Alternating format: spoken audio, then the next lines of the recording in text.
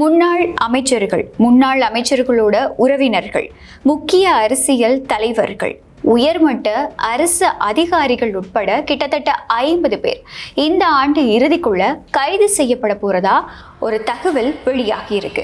இந்த கைதுல இருந்து தப்பிக்கிறதுக்கு பல பேர் வெளிநாடுகளுக்கு தப்பிச்சு போறதுக்கு திட்டம் தீட்டிக்கிட்டு இருக்கதாவும், விமான நிலையங்கள்ல இதுக்காகவே சிறப்பு உளவாளிகள் குவிக்கப்பட்டிருக்கதாவும் ஒரு தகவல் வெளியாகி இருக்கு. இப்படி கைதாக போற இந்த முக்கியமான 50 பேர் யாரு, அவங்களுக்கு எதிராக அரசாங்கம் இன்னும் என்னென்ன நடவடிக்கைகளை மேற்கொள்ள போகுது அப்படிங்கிற தொடர்பா முழுமையான தகவல்களை தான் இந்த வீடியோல பார்க்க போறோம். அம்மா பரமேஸ்வரி ஜோதிடம். உலக புகழ்பெற்ற ஜோதிடர் பண்டிட் துளசிராம். எந்தவித பிரச்சனையானாலும் 100% உத்தரவாதத்துடன் நடந்தவை நடக்கவிருப்பவை மிக துல்லியமாக கணிப்பார். அழையுங்கள்.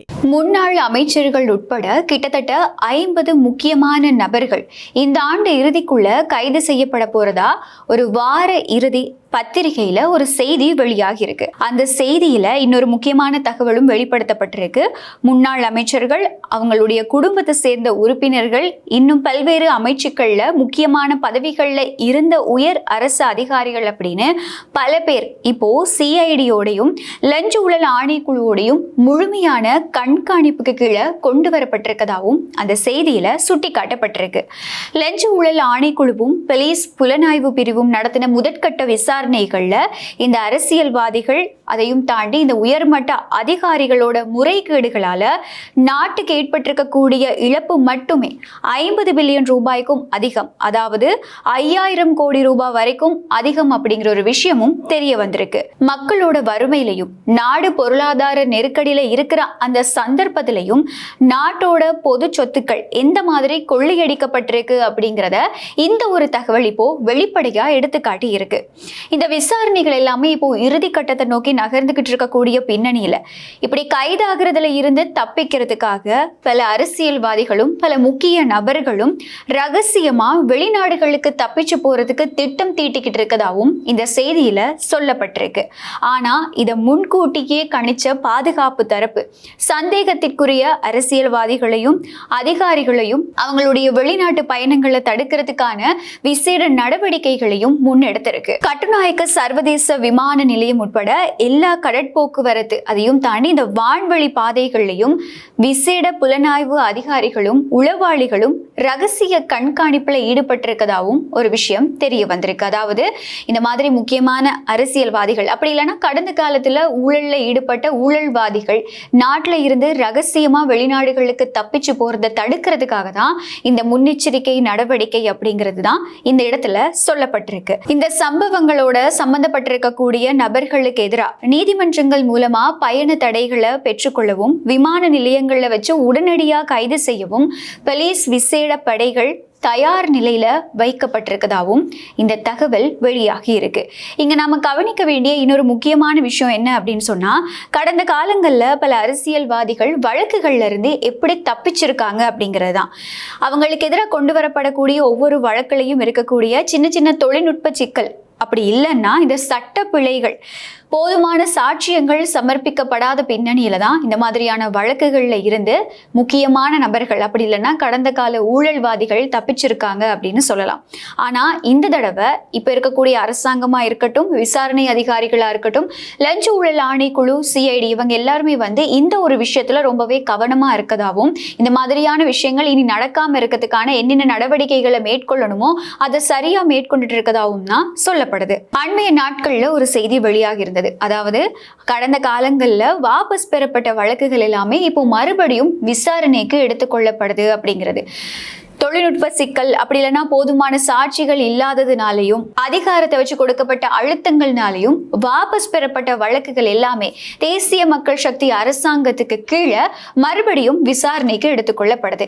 இப்படியான பின்னணியில தான் கிட்டத்தட்ட 50க்கும் மேற்பட்ட முக்கியமான அரசியல்வாதிகள், உயர்மட்ட அதிகாரிகள் அப்படின்னு பல பேர் இந்த ஆண்டு இறுதிக்குள்ள கைது செய்யப்பட போறதா ஒரு தகவல் வெளியாகி இருக்கு. இப்ப வரைக்குமே கடந்த காலங்கள்ல ஊழல் குற்றச்சாட்டுகளுக்கு தலைமைக்கு கீழே கைது செய்யப்பட்டிருக்கக்கூடிய முன்னாள் அமைச்சர்கள் உட்பட 20க்கும் மேற்பட்ட அரசியல்வாதிகள் சிறை தண்டனையை அனுபவிச்சுட்டு இருக்கக்கூடிய இந்த மாதிரியான ஒரு சூழ்நிலையில இந்த புதிய 50 பேரோட பெயர் பட்டியல் அப்படிங்கிறது இன்னைக்கு நாள்ல அரசியல் களத்துல ஒரு பரபரப்பை ஏற்படுத்தி இருக்கு அப்படின்னு சொல்லலாம். இன்றைய நாளையும் கூட மொட்டு கட்சியோட மிக முக்கியமான ஒரு நிர்வாகி, ஸ்ரீலங்கா பொதுஜன பெரமுன கட்சியோட பொதுச் செயலாளரும் சட்டத்தரணியுமான சாகர காரியவசம் கைது செய்யப்பட்டிருந்தாரு. அவரையும் தாண்டி இதுக்கு முன்னாடி எல்லாமே பல கைதுகள், அரசியல் தரப்புல இருக்கக்கூடிய முக்கியமான நபர்கள் பல பேர் கைது செய்யப்பட்டிருந்ததும் அவங்களுக்கான சிறை தண்டனை வழங்கப்பட்டிருக்கதும் அடிக்கடி செய்திகள்ல வெளியாகிட்டு இருந்த ஒரு விஷயம் தான்.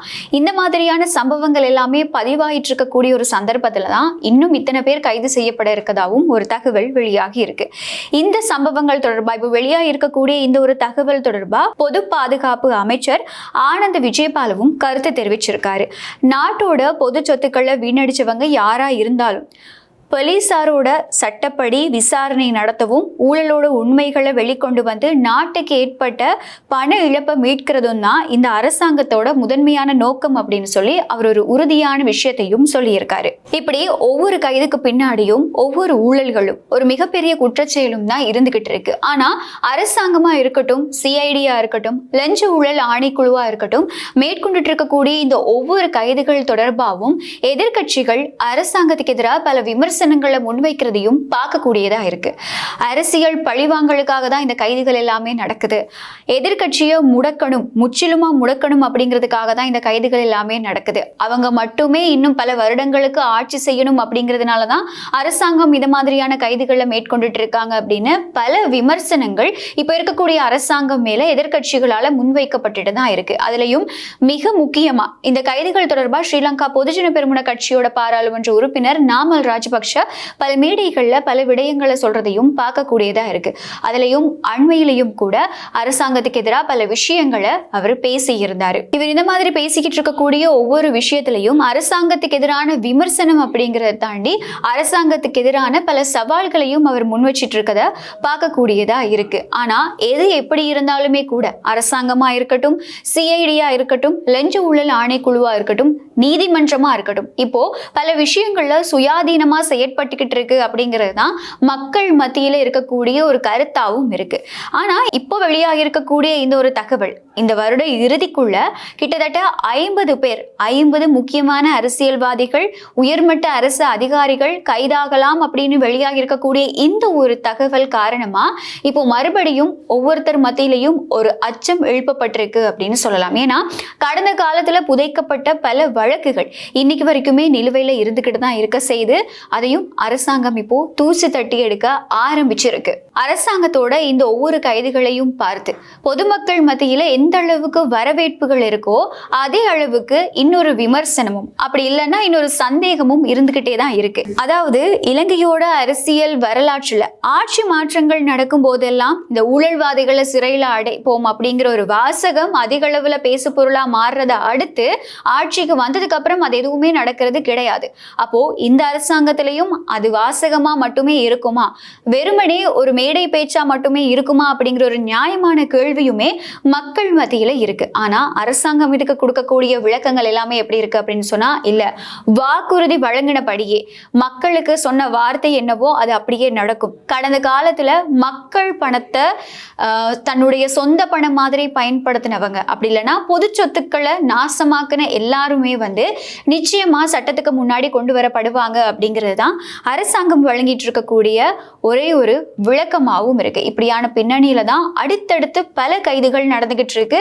எல்லாருமே சிறை தண்டனை அனுபவிச்சுட்டு இருக்காங்க, விளக்கமறியல்ல வைக்கப்படுது, நீதிமன்ற விசாரணைகள் நிலுவையில இருக்கு, அடுத்தடுத்து சட்ட நடவடிக்கைகள் எல்லாமே மும்முரமா நடந்துகிட்டு இருக்கு.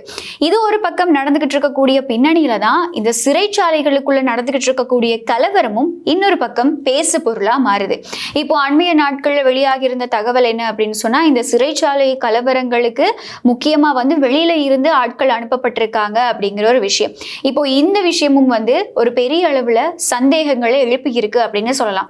இந்த சந்தேகம் எங்க உருவாகுது அப்படின்னா, அண்மையில நடந்த சிறைச்சாலை கலவரங்கள், அதாவது அடுத்தடுத்து நடந்த சிறைச்சாலை கலவரங்கள், மேகசின் சிறைச்சாலையா இருக்கட்டும், அதுக்கப்புறமா இந்த குருவிட்ட சிறைச்சாலை சம்பவமா இருக்கட்டும், நீர்கொழும்பு பல்லன் சேன சிறைச்சாலை விவகாரமா இருக்கட்டும், இது எல்லாத்தையுமே தாண்டி வெளியாகி இருந்த ஒரு தகவல் என்ன அப்படின்னு சொன்னா, கனிமுல்ல சஞ்சீவோட கொலை வழக்குல முக்கியமான ஒரு சந்தேக நபரா இருந்த ஒரு நபர் கொலை செய்யப்பட்டிருக்காரு, அவர் அடித்து கொலை செய்யப்பட்டிருக்காரு அப்படிங்கிற ஒரு தகவல் வந்து வெளியாகி இருந்தது. இந்த தகவல் வெளியானதுக்கு அப்புறமா அரசாங்கம் சொல்ற மாதிரியே இந்த சிறைச்சாலை கலவரங்கள் அப்படிங்கிறது வந்து வெளியில இருந்து தீட்டப்பட்ட சதியா அப்படிங்கிற ஒரு கேள்வி பலத்தளவுல எழுப்பப்பட்டிருக்கு. மக்கள் மத்தியிலையும் சரி, அரசாங்க தரப்புல இருந்தும் சரி, இந்த ஒரு சந்தேகம் அதிக அளவுல இருக்கு அப்படின்னு தான் சொல்லணும். அதாவது இதுக்கு பின்னாடி மிக முக்கியமான அரசியல் சக்திகள் இருந்து செயற்பட்டு இருக்காங்க, முக்கியமான விஷயங்கள் வெளியில வராம இருக்கிறதுக்காக தான் இந்த மாதிரி திட்டமிட்ட சதிகள் நடந்துகிட்டு இருக்கு, திட்டமிட்ட விஷயங்கள் நடந்துகிட்டு இருக்கு அப்படிங்கிறது தான் இப்போ வரைக்கும் எழுந்திருக்கக்கூடிய சந்தேகங்கள். எது எப்படி இருந்தாலும் இந்த சிறைச்சாலை கலவரங்கள் தொடர்பான விசாரணைகள் எல்லாமே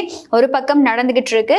எதிர்வரும் நாட்கள் இதோட பின்னணி என்ன, இதுக்கு பின்னாடி இருந்து செயற்பட்டிருக்கவங்க யாரு, முக்கியமான மூல காரணமா இருந்தவங்க யாரு அப்படிங்கிற பல தகவல்கள் வெளியாகும் அப்படின்னு சொல்லி நாங்க எதிர்பார்க்கிறோம். ஆனா இப்போ அடுத்தடுத்து வெளியாயிட்டு இருக்கக்கூடிய இந்த மாதிரியான தகவல்கள், இந்த ஊழல் விஷயங்கள் தொடர்பா, ஊழல் வழக்குகள் தொடர்பா, எதிர்வரும் நாட்கள்ல நடக்க இருக்கக்கூடிய கைதுகள் தொடர்பா வெளியாயிட்டு இருக்கக்கூடிய இந்த மாதிரியான தகவல்கள் கடந்த கால ஊழல்வாதிகளுக்கு இப்போ வரைக்கும் சுதந்திரமா ஊழல்களை செஞ்சுட்டு இப்போ வரைக்கும் சுதந்திரமா செயற்பட்டு இருக்கக்கூடிய நபர்களுக்கு ஒரு பயத்தை உருவாக்கி இருக்கும் அப்படிங்கிறது தான் பொதுவா சொல்லப்படக்கூடிய ஒரு விஷயமாகவும் இருக்கு.